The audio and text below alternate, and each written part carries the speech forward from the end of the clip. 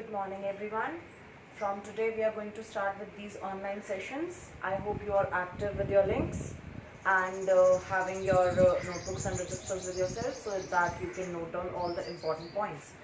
As you all can see on the board, I have decided not to take national income as of now, as it is based on too many numericals, which is not possible without an interaction. So we are going to take the second unit first, which is money and banking. So let us start with the session.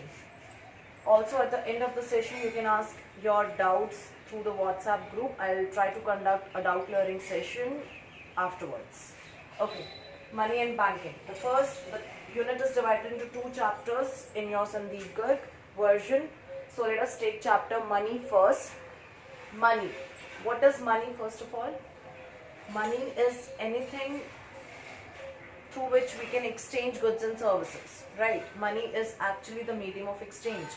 The intermediary which helps us to exchange the goods and services becomes money. Now, if we go to the history of evolution of money, the earliest form of money in our economy was, if we actually go to evolution of money, the earliest form of money was commodity money. Commodity money is something where commodities are actually used as an exchange medium to exchange for other goods. Okay, goods and services, goods are actually exchanged for other goods without the involvement of money. So that was commodity money, which we commonly call as barter system also. An economy where barter system takes place is called CC economy, which actually means commodity to commodity economy. That economy where barter exchange takes place, that economy is called CC economy. Okay, now but there were a lot of problems associated with this barter system. It requires double coincidence of bonds to take place. That is, if there are two people, one, let us suppose a farmer and another a shoemaker, the farmer, let us suppose, wants shoes and he has got wheat with himself, but the shoemaker wants clothes but he has got shoes with himself, so their wants are not coinciding with each other. Okay, the exchange cannot take place.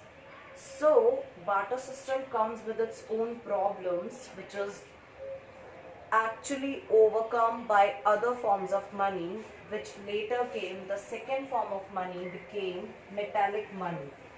With the progress of human civilization, this second form of money came metallic money. What is metallic money? These gold, silver, copper coins, which were used during this king era and all that, you must have read it in your history books as well. Metallic money was the form of money which was used afterwards. But again, there was some problems associated with the use of metallic money also, because these were having certain value with themselves. Also, it was dangerous to carry from place to place and it was inconvenient. So finally India came up with its form of paper currency, which is still existing and which has been existing over the years. Paper currency, which is actually paper money. So paper money is the current form of money which we are actually using to exchange goods and services. This is the medium of our exchange. Now this currency, which we call actually, it also includes our currency notes and paper coins, all these things.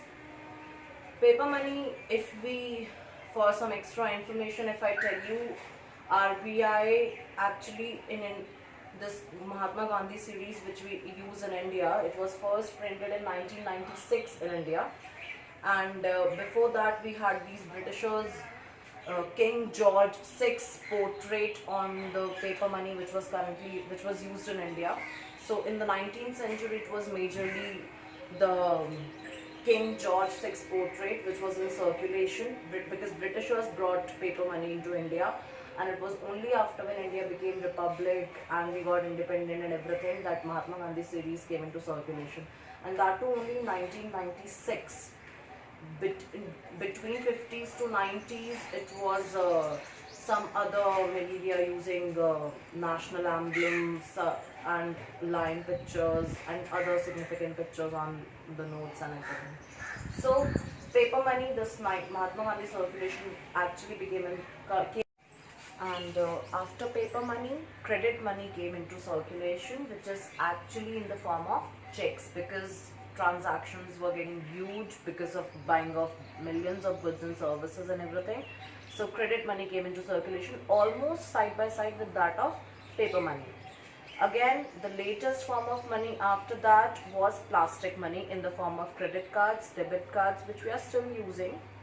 And now the most modern form of money which we people are using these days and we have widely accepted as a means of payment has actually become these e-wallets, Paytm wallet, Rupee wallet, Google Pay, Amazon Pay, all these are actually, they have become a form of money. So going to the evolution of money, the first form of money was commodity money, which was actually the barter system, and the economy where commodity money takes place is actually called CC economy. C stands for commodity. Second, because of the various drawbacks associated with barter money, metallic money came into circulation. After that, paper money, because it was inconvenient and dangerous to carry so much gold, silver and copper coins. So paper money came into circulation, which Britishers brought into India. And with paper money, side by side, we have plastic money, and now we have these e-wallets, credit money, etc. For referring to this particular section, evolution of money, please refer to your page number 5.19 in Macroeconomics book. Okay, now coming to the definition of money, what exactly, how do we define money exactly? This is actually a functional definition of money. All the functions of money are combined and they have become the definition of money. So money is anything which is used as a medium of exchange, that is, people should be readily accepting it as a means of payment for all transactions. Okay, second, measure of value. Money should be easy to be measured as a value. Like for example, that farmer, he has got wheat and he wants shoes in return. Without money, he does not know how many wheat he has to trade for one pair of shoes. But with money, now he will compare the prices of both the commodities, and with that he can get the exchange ratio. Let us suppose the wheat sells for 50 rupees per kg in the market and shoes are worth 200 rupees or 500 rupees per pair of shoes. Okay, so now he knows that he has to sell at least 10 kg of shoes. He has to sell 10 kg of shoes to get one pair of 10 kg of wheat actually, sorry. He has to sell 10 kg of wheat to get one pair of shoes. So with money, it is possible to find exchange ratios between any two goods and services. Third feature, that it should be convenient to store. It has to perform the function of store of value. With barter system, it is not possible to store those commodities, especially perishable commodities, which are destructive with time. It is not possible to store wheat for a long time. Like right now, I do not want everything. I have got everything I need. Maybe after 5 days, or maybe after 1 month or 2 months, or maybe after 10 years, I need something. I want to save something. But wheat I cannot save for long. But with money, it is possible to store all your money. Also, it does not require much space. And it is economical at times also. So with money, it is possible that it can act as a store of value. Still the value remains for all times. And the last function is standard of deferred payments. Deferred actually refers to future payments. Not all transactions in the economy are based on cash transactions. In fact, all these big business running in the world, they are running on credit. Not every good and service which we are buying is bought on cash. Some things we are buying with a promise to pay in future. So with money, it is possible, because we have these interest rates, etc. It is possible to, and again, money does not lose its form. So money acts as a standard of deferred payments. With money, it is possible to make payments in future. Okay, but again, if I go back to the barter system, it was not possible. So this last function of standard of deferred payments, it has actually led to creation of financial institutions, banks in the economy. It has led to economic development in the economy because not everything is possible in cash, and it has led to simplification of borrowing and lending operations in the economy. So I just want you all to come to page number 5.2 in your book, which is actually chapter money, second page, definition of money. The functions details are, the explanation of these functions is not there in your syllabus, only the definition of money we will focus as of now. So money is anything which is used as a medium of exchange, measure of value, store of value, and a means of standard of deferred payments. This is how we define money. Again, I repeat, money is anything which is used as a medium of exchange, store of value, measure of value, and a standard of deferred payments. Please just mark this definition in your book and note down the important points in the register also. Coming to the next concept, money supply. Money supply. What is money supply now? Money supply is actually the total volume of money in the economy. Total volume of money held by public at a particular point of time. Like as on 31st March 2020, what is the actual volume of money held by people in general? Okay, here this word public has got some significance. Public only refers to individuals and business firms. That is money using sector. The sector which uses money, not money creating sector. Money creating sector includes governments and banking institutions. So money supply is actually the total volume of money held by the general public at a particular point of time. Please follow your book, you will understand better. It is the total volume of money held by the public at a particular point of time. Again, this word public is significant as it refers to only individuals and business firms, and not government nor banks, as they are the money creating sector, because the money these institutions have with themselves do not come into circulation. So only the money held by the public. Public is money using sector. The sector which uses money, which includes individuals and firms. As the money held by these, like money held by us, we are not a part of banks and governments. The banks and the government, whatever money they have, that money does not come into circulation, so it does not form a part of money supply. So coming to what exactly constitutes money supply, money supply is only going to be counted the money which is held by public at a particular point of time. So because it is measured at a point of time, it is also called a stock concept. Stock concept, why? You are going to study this in unit 1, national income. This concept is there, stock concept and flow concept. There are two types of variables in macroeconomics. Some are measured at a point of time and others are measured during a period of time, like in the entire year or in a day or in a month. Okay, during a period of time. So things which are measured during a period of time is called flow variable, and which is measured at a point of time is called stock variable. So money supply is measured at the particular point of time. Like at this point of time, how much money do we have with us? That becomes the part of money supply in total. So money supply, again I define, it is the total volume of money held by the public at a particular point of time.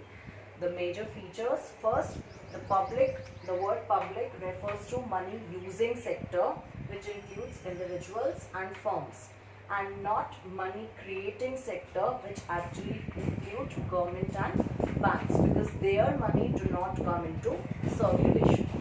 Second, again, as it is measured at a point of time, so it is also called a stock concept.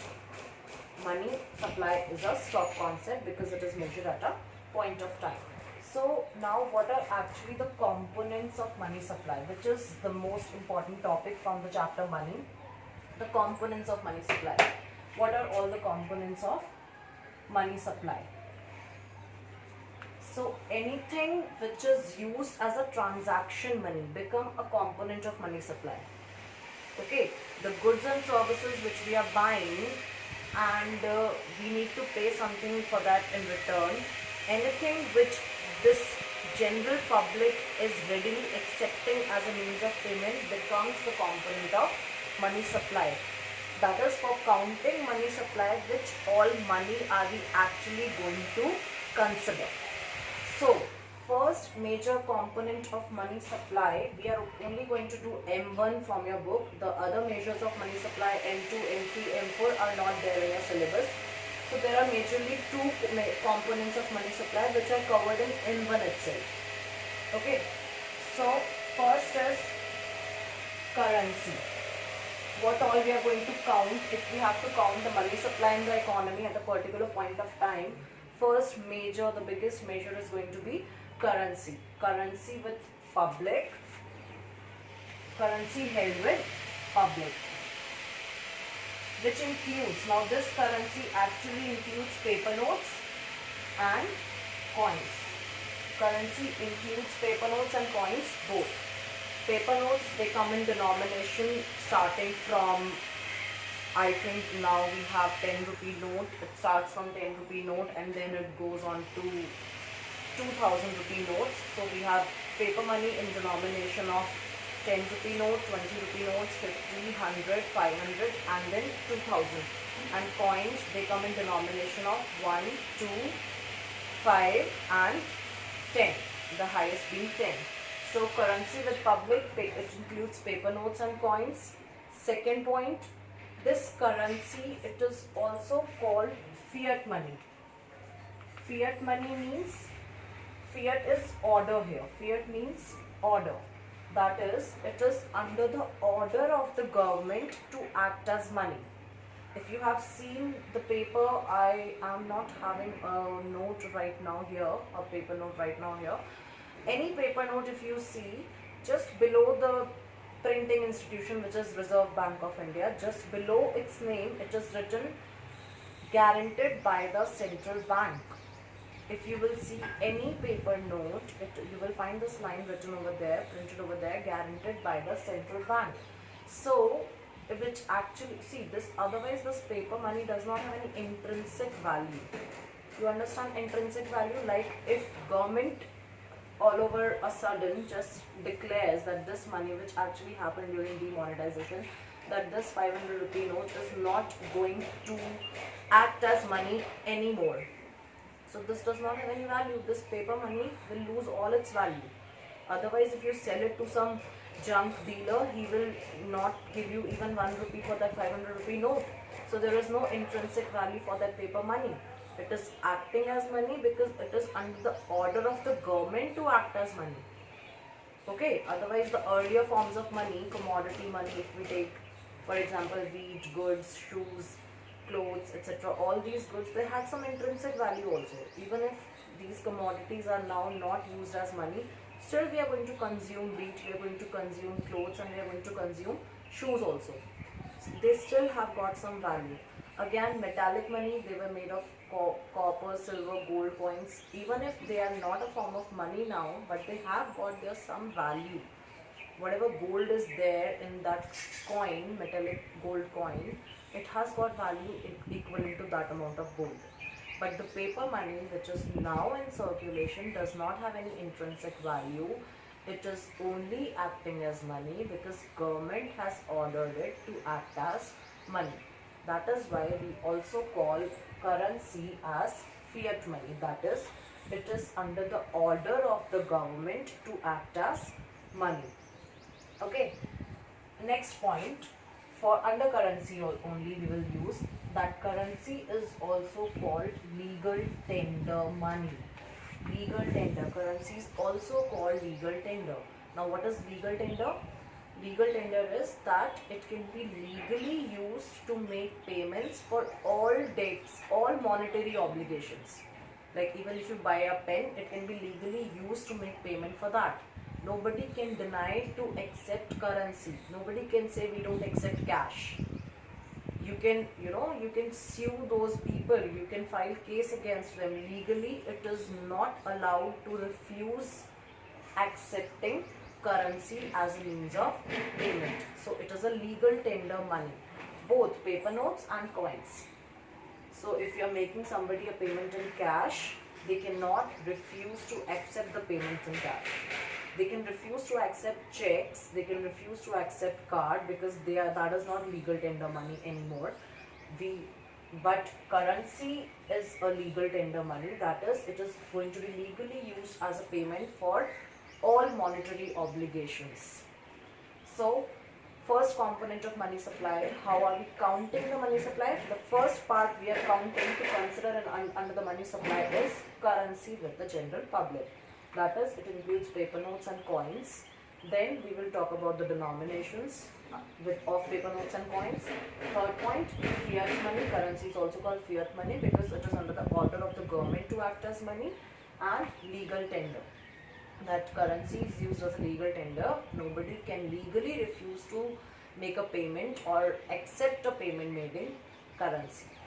Clear? The second component of money supply, apart from currency, what is the next thing we count as a part of money supply? Okay, the second component is actually demand deposits. Demand deposits held with commercial bank. Demand deposits with commercial bank. Okay, there are two types of deposits which we make in banks actually. First are demand deposits, which will come now to explanation now, and second is term deposits. Let us just talk in short about these two kind of deposits, demand deposits and term deposits. Demand deposits, the money which is there in our current account, saving account, which we can withdraw anytime, which can be withdrawn on the demand of the depositor, and the bank has to repay whenever the depositor withdraws, whenever the depositor demands for it. Term deposit, or we also call it time deposit, it can be withdrawn only after a certain time.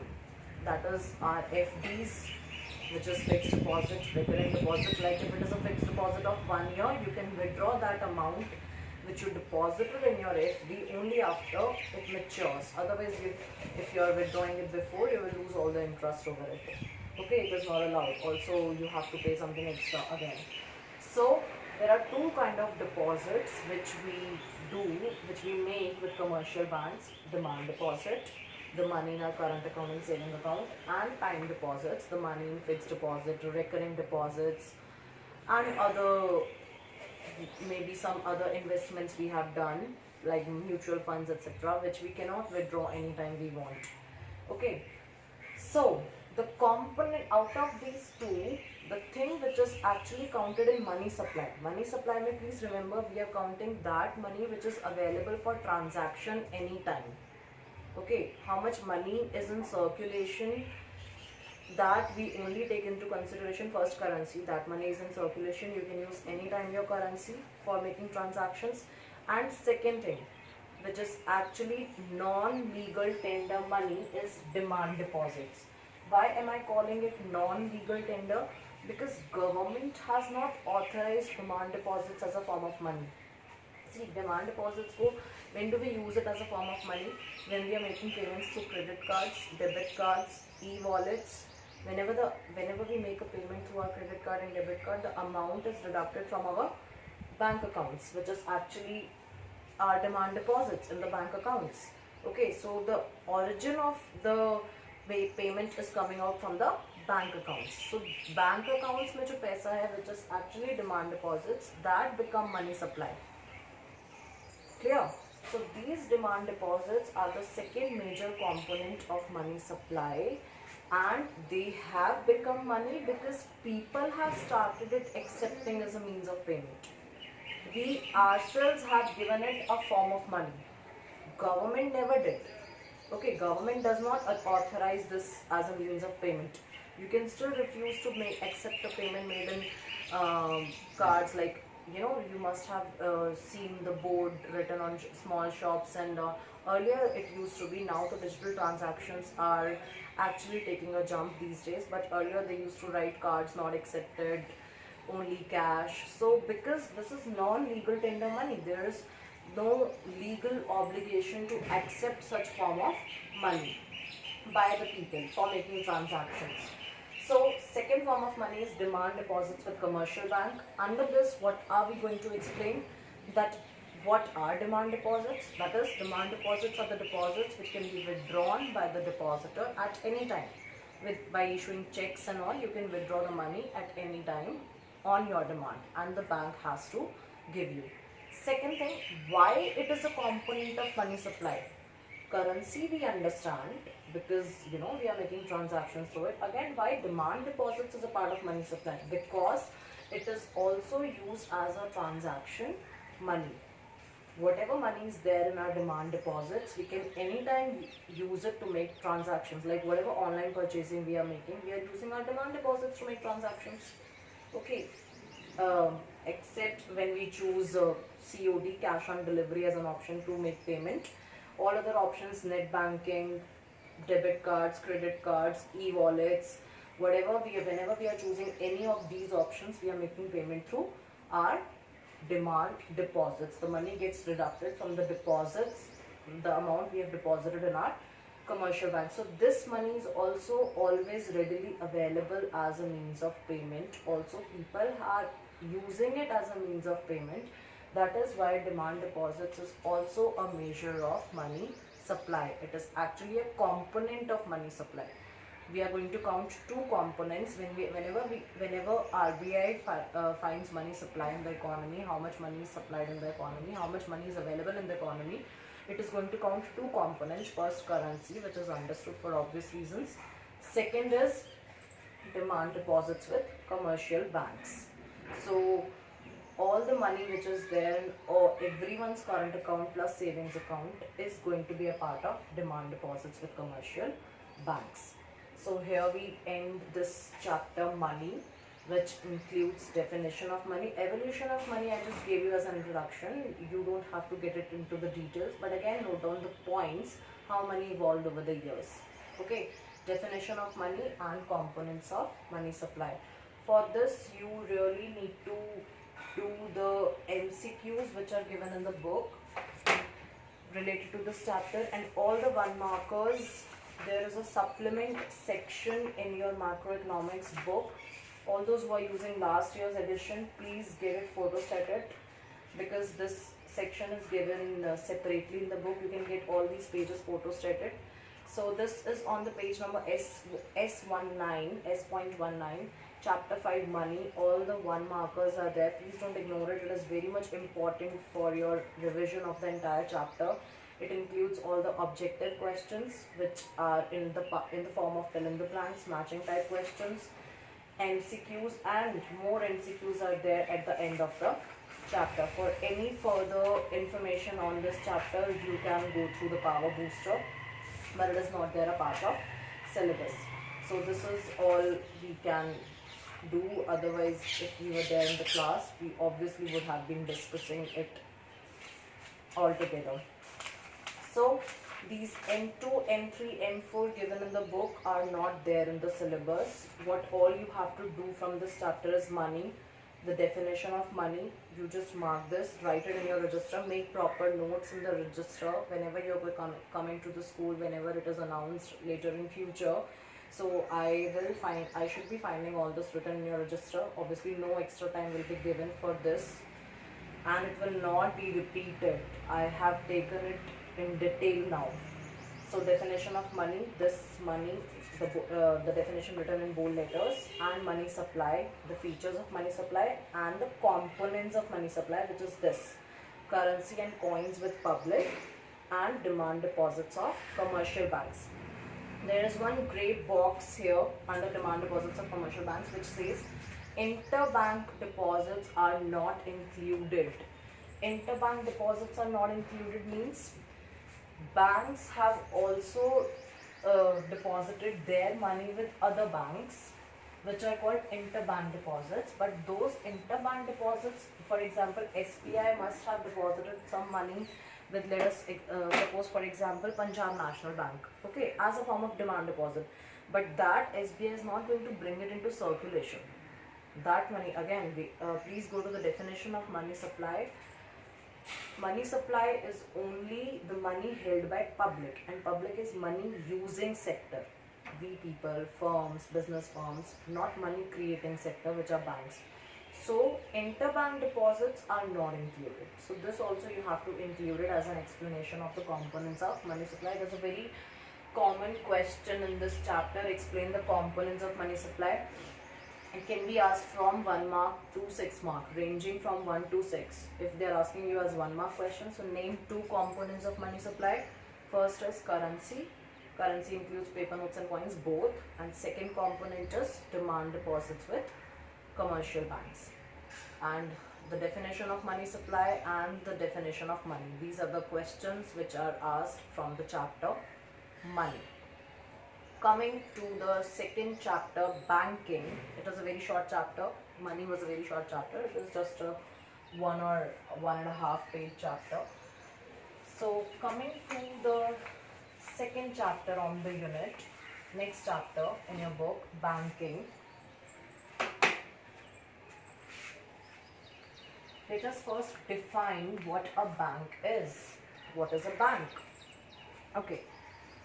There are many financial institutions. Not all of them are called banks. We have post offices, we have mutual fund organizations, we have banks, we have insurance companies. All these are financial institutions, but not all of them are termed banks. Okay. For an institution to be called a bank, it has to perform 2 primary functions. That is accepting deposits. It has to accept deposits from the public, and second, granting loans. So any institution which accepts deposits, grant loans, is registered with RBI, becomes a bank. These post offices, they are not banks, though they accept deposits, but they don't grant loans to the public. Although there was news in the newspaper that they are planning to convert post offices into bank, but it is still not done. So any institution which accept deposits from the public, those who are in surplus, they will deposit their money in the banks, and they also grant loans. Those who are in need, they will borrow money from the bank. So any institution which performs these 2 functions becomes a bank. Now there are many private banks and there are public banks as well. If we come to private banks, there are ICICI, HDFC, Axis Bank. These are all private big banks. And if we come to public banks, it is the SBI is the biggest public bank. We have PNB, we have Canara Bank, and we have many more other public banks. Okay. Now coming to how actually do these banks earn? Wait.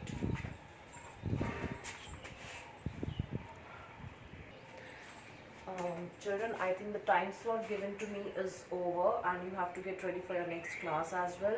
So here I'm just leaving it here only. I'll see you in the next class.